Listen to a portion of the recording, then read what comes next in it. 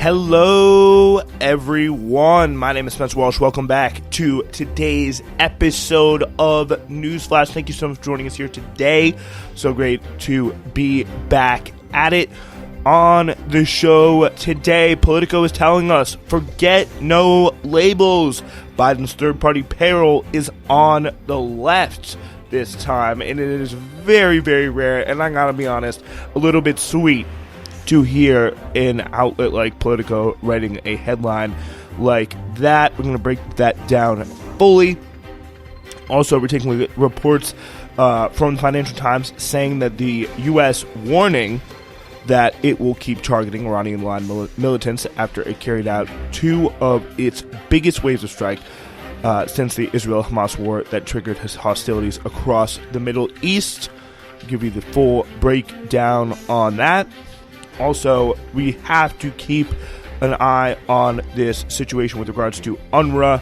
That is one of the most important ways Palestinians get aid, and that funding could run out by the end of the month. So it's a very, very serious situation there with regards to millions of Palestinians of all ages continuing to have food and any sort of shelter in a reliable way, of course, excluding the shelters that Israel has already bombed. But first, we're going to just give you a general update on all things with the state of this really just genocide on Gaza.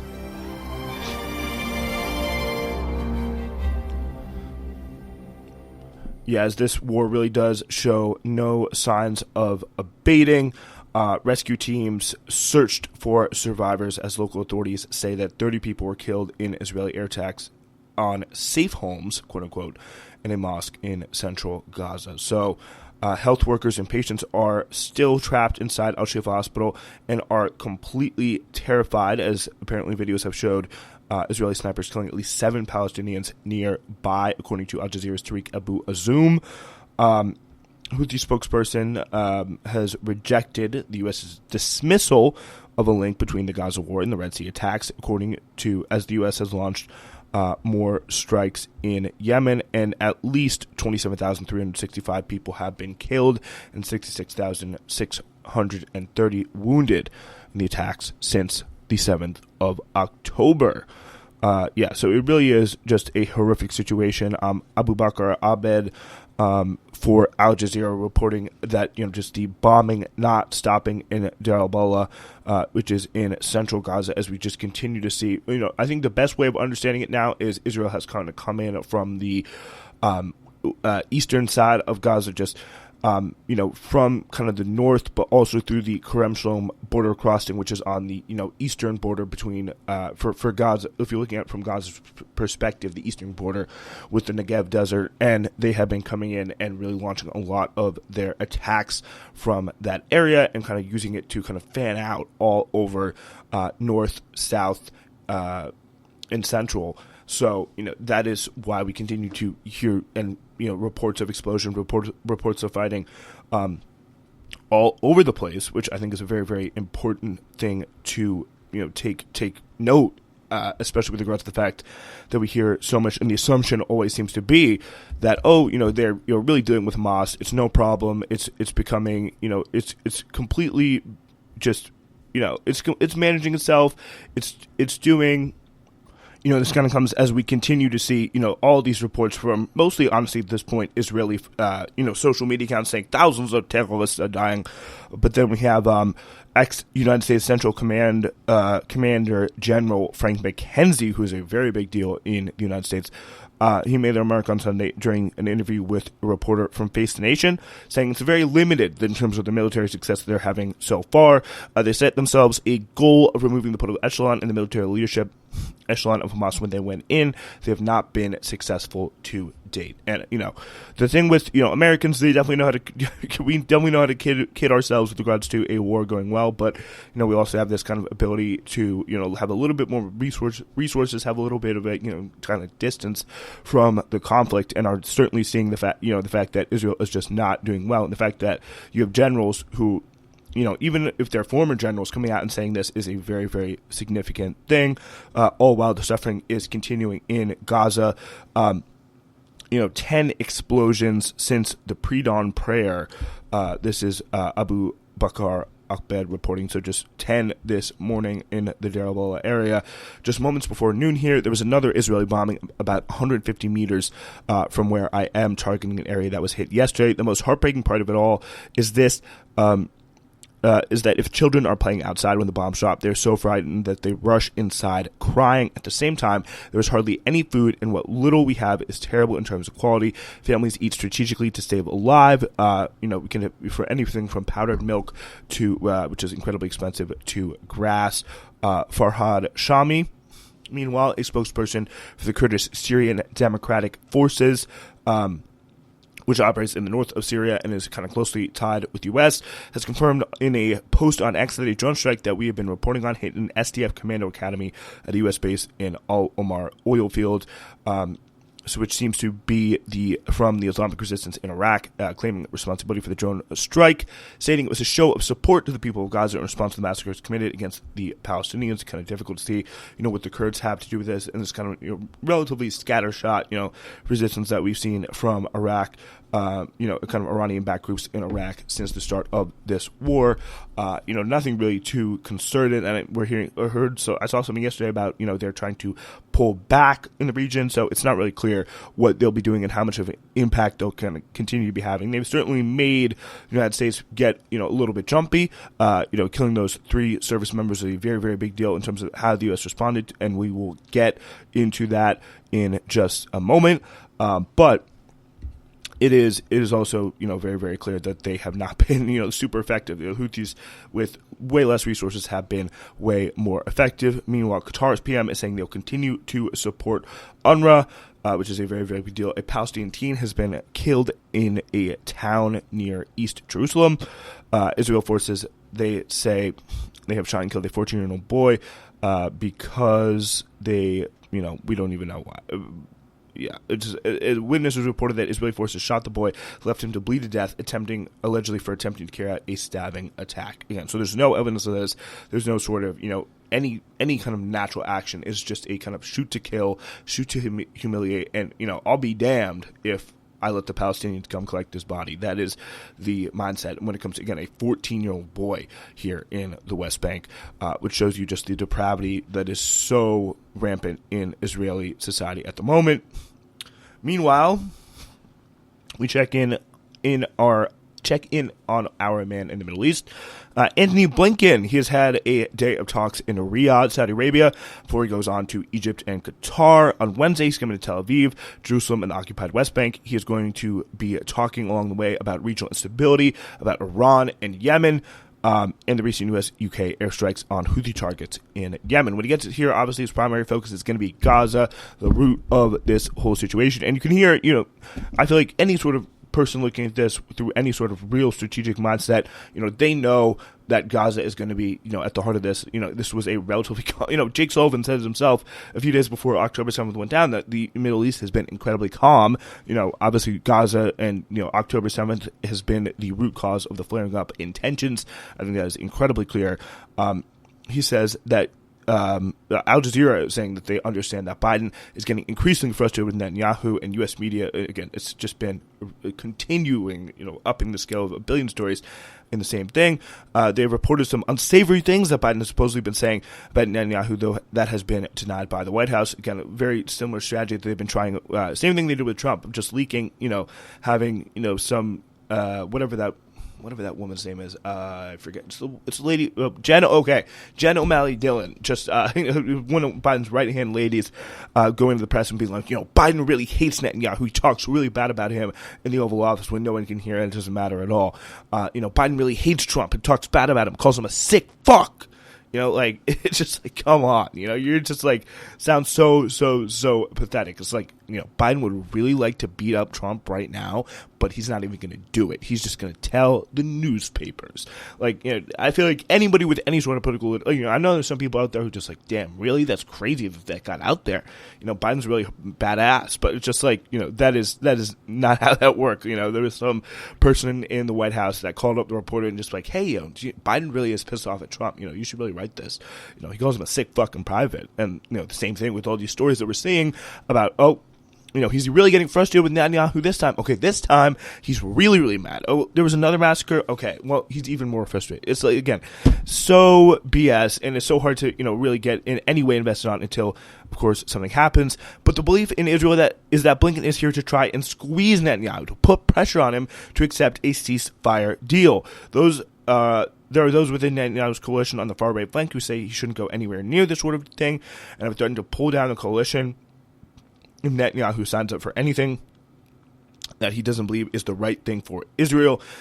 That thinking here is that Biden wants Netanyahu to sign up for a deal that is set up a kind of domino effect that will bring a more durable ceasefire in Gaza, which will solve fighting on Israel's northern border with Hezbollah, and perhaps get the Biden administration's big obsession, really Brett McGurk, who's the top advisor in the Middle East for Biden, his big obsession is the Saudi normalization, and possibly having some way of the Saudi normalization playing a role in terms of just trying to get having Saudis play a role in governing Gaza, which would be absolutely insane. It would lead to, just more discontent, more anger in the region. But, they really just love Saudi Arabia. And meanwhile, we have just an hour ago, an UNRWA food convoy was targeted by Israeli naval fire. Thankfully, nobody was injured. It was a really just ridiculous situation. Truck was waiting to move into northern Gaza, where people are facing more starvation, and this has been going on long since any of these bogus allegations that Israel has provided no evidence for have been made. There's been hundreds of UN staff members killed in Gaza, hundreds of instances where we've seen schools targeted. So it is just something that has been going on as part of the Israel deliberate strategy. But meanwhile, there has been we want to give them some more money to carry out what they are carrying out. So the U.S. Senate has unveiled an $118 billion bipartisan deal that would boost border security and provide wartime aid for Israel and Ukraine.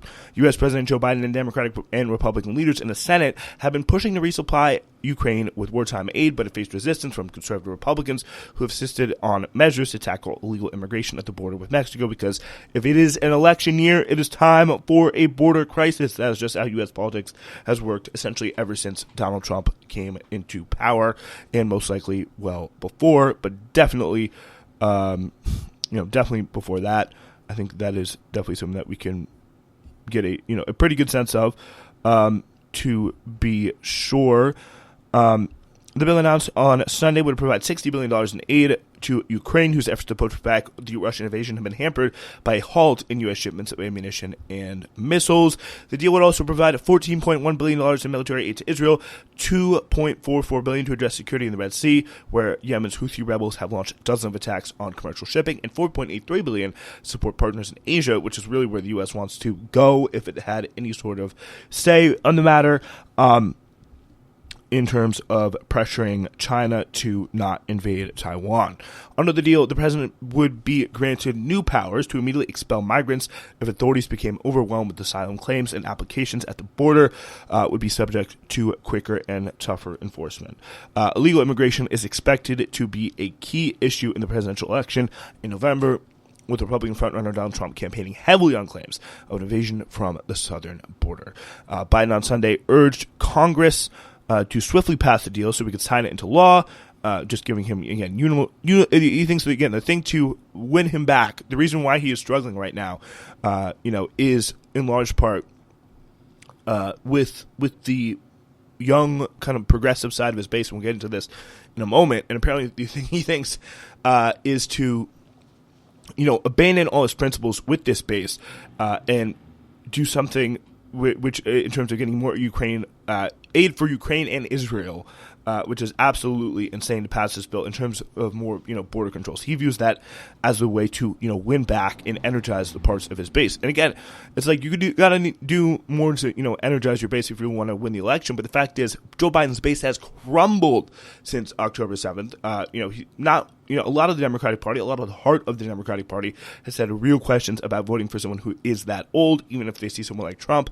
But just the cruelty and the incompetence, those two combinations have just been absolutely devastating for, Democratic-leaning voters all across the spectrum when it comes to the issues of, the handling of the kind of Ukraine/Israel situation and the handling of the border. And the way to do that, the way to win them back, way to get them back on side, is to essentially pull off a policy that, in 2016 would have been Donald Trump's wet dream, frankly. So it is really kind of surprising to see. Well, I mean, I guess it's not surprising, but it is definitely, I think, a new depth of just Democratic weakness and depravity in terms of this just passing off the situation with illegal immigration. So Democratic Senate Majority Leader Chuck Schumer said he would aim to hold a vote on the bill on Wednesday, describing the package as a monumental step towards strengthening America's national security abroad and along our borders. But despite this, we may have one group to thank in all of this, probably the stupidest group of people in American elected politics, or at least on the national level. It is the House Republicans. So, yeah, it is really kind of remarkable.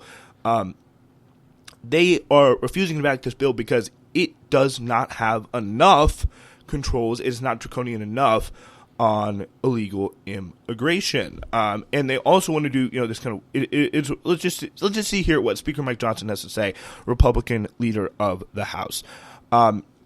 So he says, I've seen enough. This bill won't come up, this bill is worse than we expected, and it won't come close to ending the border catastrophe the president has created. As lead negotiator proclaimed, under this legislation, the border never closes. If the bill reaches the House, it'll be dead on arrival, which is kind of remarkable because Biden literally has the unilateral power to close it under this bill. This is something that, some of the top Republicans and the senators who are kind of, more disconnected from the kind of general populace and more inclined to just sit around making deals, coming to this, amicable conclusion where we can all get along and, send some money to Ukraine. That's great. But also, screw those migrants, right? That is kind of the mindset of a lot of people in the Senate. And they, were generally committed to that. They think, we could easily reach a deal. But then, we've seen Troy Nails of Colorado, who's just out and out racist, coming out and saying, just A, some awful things about Cori Bush and her husband. But B, it is kind of saying the quiet part out loud, saying that, no way in hell we're signing a border deal with Biden to allow him to claim that he can do doing something on the border when he's at 33% kind of approval rating in an election year. Not going to happen. So they're not giving Biden anything, and you can very well expect that it will stay that way down the road. The bill could also face some resistance from some Democrats, kind of on the other side of this spectrum, by the way, over its provision of more military aid, which is mounting international pressure over the humanitarian crisis in Gaza. So this is apparently with regard to Israel. Senator Bernie Sanders, he's really making a bold stand. He has called for the removal of $10 billion earmarked for offensive weaponry while keeping the funds meant for defensive systems. Bernie, what would we do without you? Really, speaking of which, we want to get into this really, really interesting kind of column here.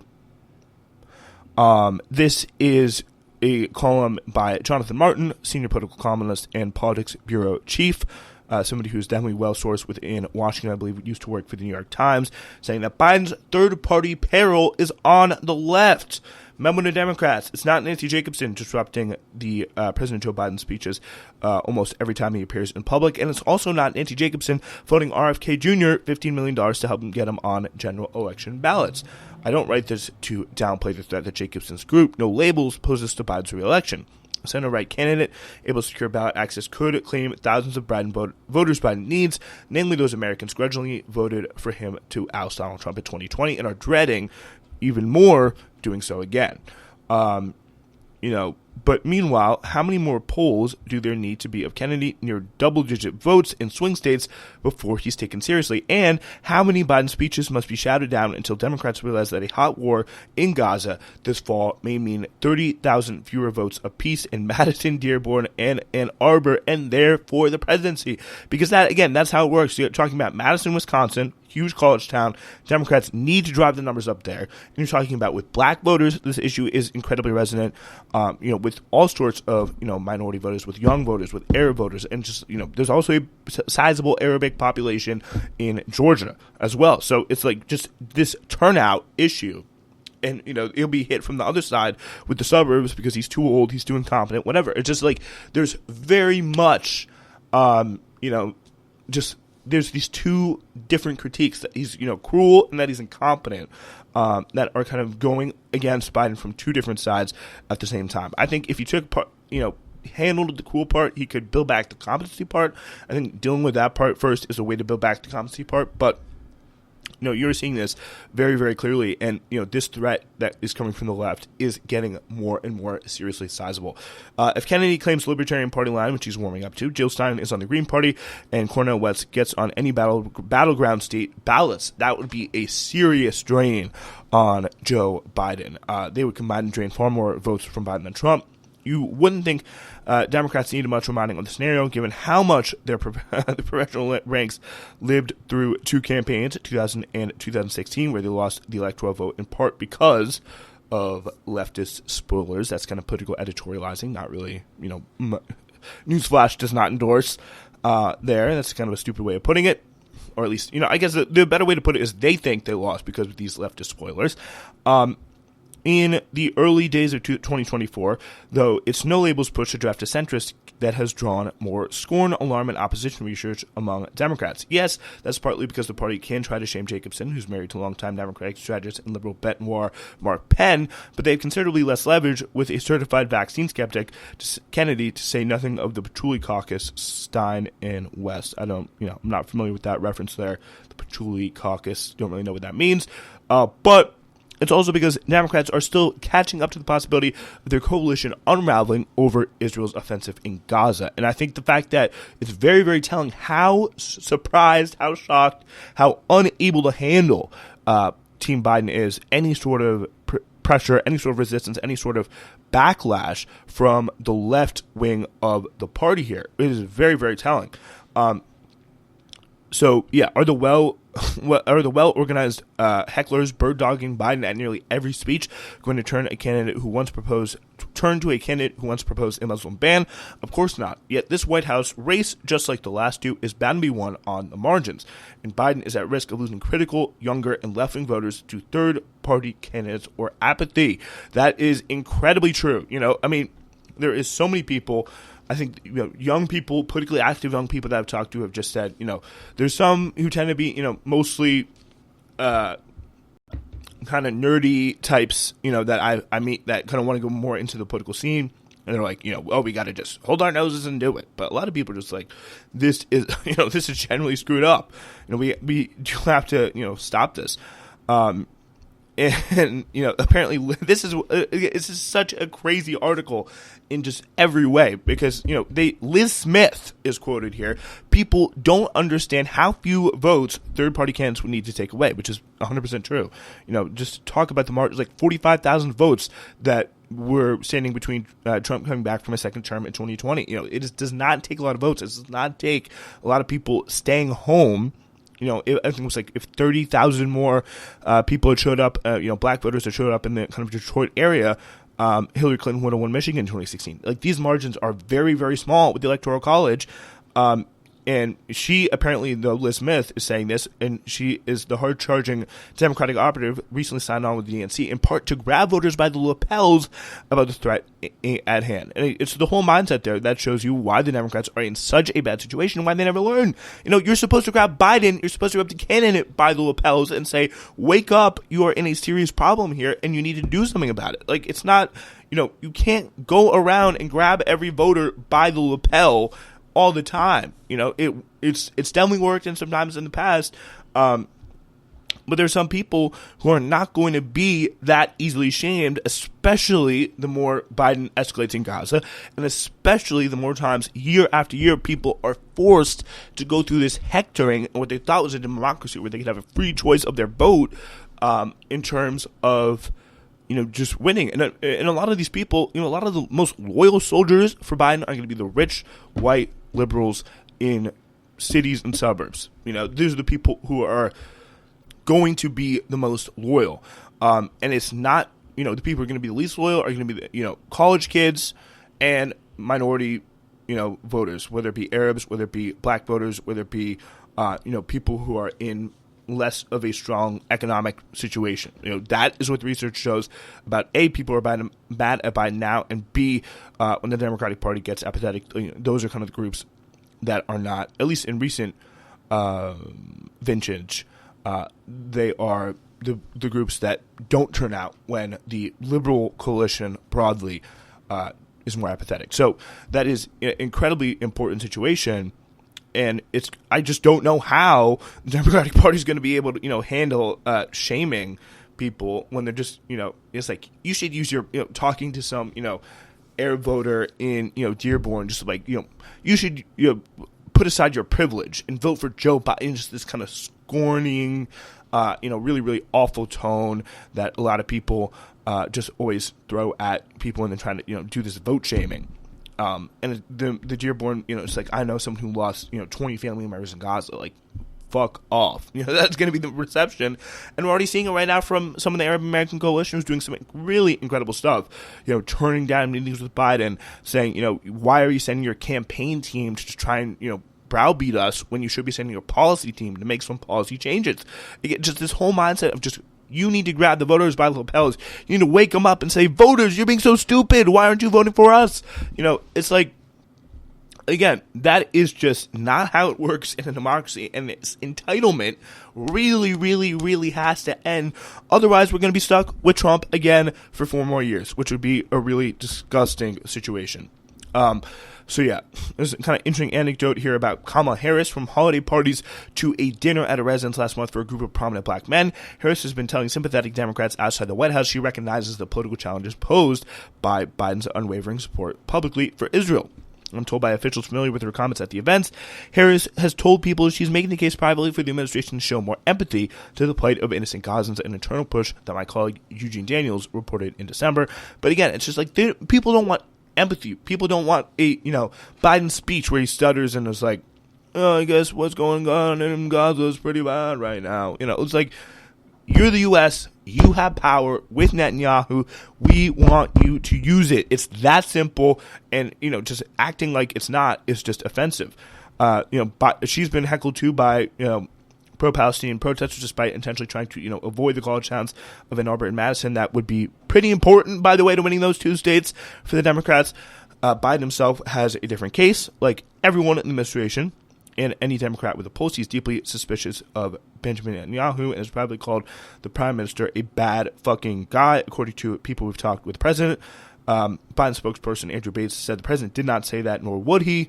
Biden's deep-seated fear, though, is that Netanyahu is eager to drag the U.S. into a wider war in the Middle East, a conflict that would ensure American weapons keep flowing to the region. Troops soon follow, and in the maelstrom, international pressure on him to agree to a Gaza ceasefire and domestic political difficulties would dissipate. And again, that's literally something that I've been saying, is that Israel wants America to come in and kill all its bad guys for them. And if Biden knows this and is aware of the situation and fears the situation, the fact that he's doing nothing about it makes him seem even weaker and even more pathetic and even less of even less of an acceptable choice to lead this party in 2024. Again, I don't even know what needs to happen. I'm not, a registered Democratic voter. I don't work in the DNC. That is not my problem. People need to realize the fact that this is a crisis. Any sort of, even Democrats interested in their own self-preservation, should realize this. This is ridiculous. It's absolutely ridiculous.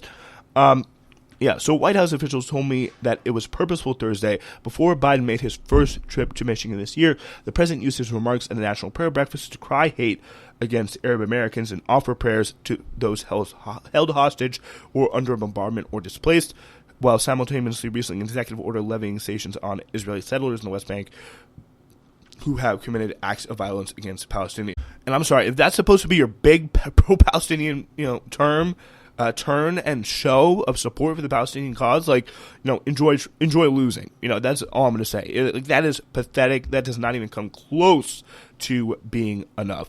Biden's aides have clearly absorbed the blowback they got from even friendly Democratic lawmakers for making no mention of Palestinian suffering and official statements they issued marking 100 days since the October 7th Hamas attack on Israel.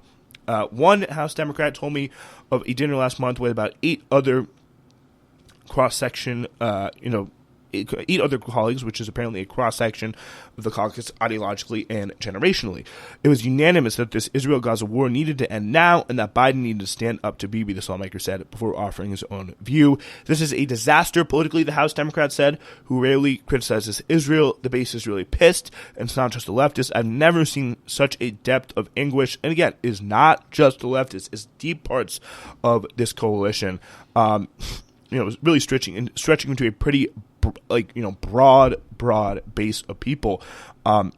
Bibi is toxic among many Democratic voters, and Biden must distance himself from him yesterday. And it seems like Biden, in his heart of hearts knows this, but, the weakness on display, the just fecklessness is, I feel like, what is turning, and the cruelty that it enables is turning voters off, from the suburbs of Georgia to the heart of Dearborn, Michigan, maybe for slightly different reasons, for slightly different reactions, to the same events, but it's the underlying cause, which is exactly the same no matter what.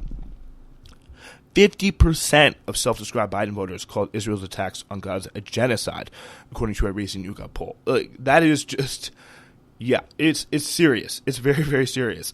Meanwhile, though, the White House, in reflection of their public confidence regarding the politics of Biden's positioning on Israel, arranged a call with Senator John Fetterman of Pennsylvania, who is delighted in trolling his left-wing critics by resolutely standing with Israel since October 7th, told me young voters should consider the implications of enabling a candidate who would likely give Netanyahu even more of a free hand. If you sit this one out or throw your vote away, you are now effectively empowering Bibi, and you're definitely going to be empowering Trump, Fetterman said. And again, it's just arrogance, just continuing the same kind of mindset towards the voter. And again, it's almost too, lowbrow. It's almost too low IQ to even repeat. So I'm not, bother you with going through this whole Fetterman quote about, you could probably guess and have an AI write a sassy vote shaming quote from a Democratic politician and would probably spit this out almost word for word. But again, it is really pretty clear that this is not going well at all for anyone involved. Yeah, it is a kind of hate the sin, love the sinner, and I think, Politico is the way that Jonathan Martin phrases it in Politico. I think he's just chalking it up to Biden being old and just kind of an era where everyone loves Israel no matter what, in the Democratic coalition.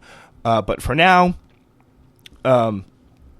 Biden is hoping his spy chief, William Burns, can negotiate, again, from a time where, you still considered, Italian voters as a distinct subgroup in the Democratic coalition, which is, probably a few years back when that stopped being, as relevant.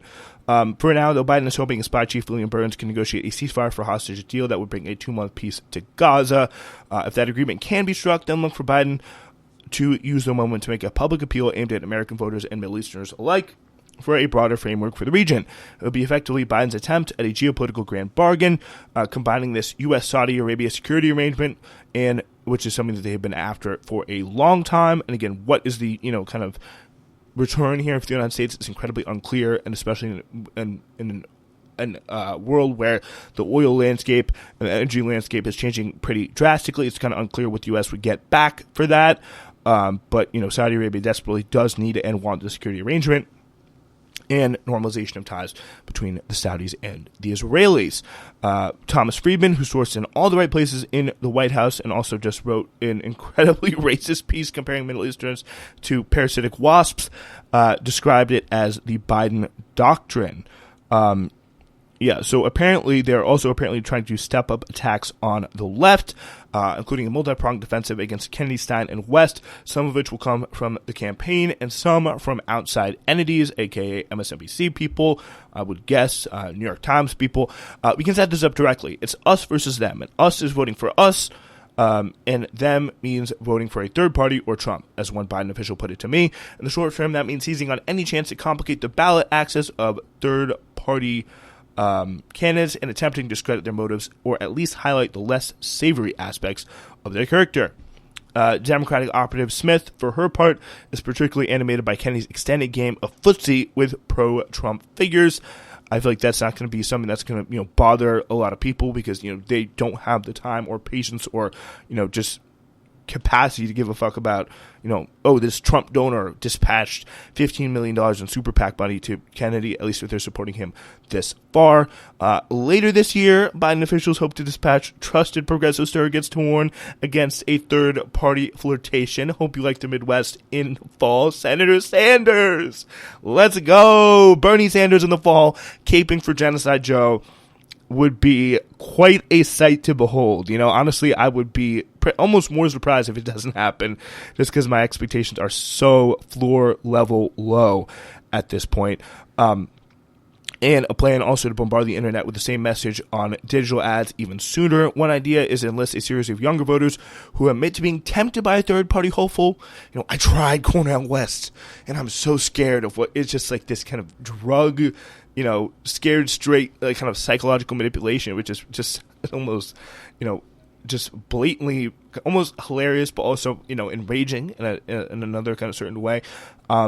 Beyond paid advertising, the president's aides are still weighing him joining TikTok, and regardless, intend to leverage the platform by pushing their digital native supporters to make the case to Biden on the app, which is also kind of incoherent because it's like, are you appealing to kind of centrist Republicans and, former Republicans in suburbs who, voted for you because of abortion, and are also very much afraid of China and TikTok and everything that it has to offer because that's, pretty incoherent, if you're trying to get on TikTok to then appeal to young voters, but then also to appeal to the Republican kind of suburb voters by making this immigration deal, it's kind of playing out of speaking out of both sides of your mouth there, and kind of an incoherent broader strategy. Beyond paid advertising, the presidents are still again weighing him joining TikTok.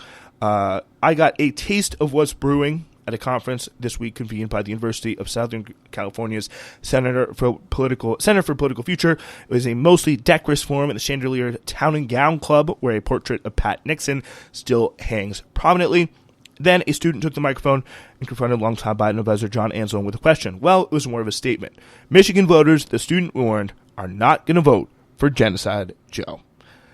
And I think that is going to be a pretty consistent thing, especially as we continue to see further strikes in the region. U.S. National Security Advisor Jake Sullivan said on Sunday that a barrage of strikes against targets linked to Iran's elite Revolutionary Guards and Iranian-backed militants in Iraq and Syria on Friday were the beginning, not the end, of Washington's response. So the U.S. launched those attacks, which hit 85 targets at 7 facilities after a drone strike on a base on the Jordanian-Syrian border killed 3 American soldiers last weekend. The Biden administration conducted a second wave of strikes on Saturday against Houthi rebels in Yemen who have been attacking merchant ships and U.S. naval vessels in the Red Sea. The back-to-back assaults underline how the Biden administration is stepping up its response to militant attacks against American forces and its interests in the region after U.S. soldiers were killed by a drone strike. So that is, essentially saying that they're not backing down, not really changing their, policy more broadly, and not making any sort of steps towards actually recognizing how big and how hard this problem will be to fix. Because I feel like if they think if they can just do enough pushing, if they can just do enough funding, enough digital ads, enough TikToks, they can convince those still young voters to get back on side. But I do not think it will be as easy as it has been in past years. Meanwhile, UNRWA is set to be shut down. Its operations as soon as the end of the month if funding is not restored, according to its agency director, Philip Lazzarini. Another thing that Biden has initiated and have shown no remorse for, something that's really pissing a lot of people off.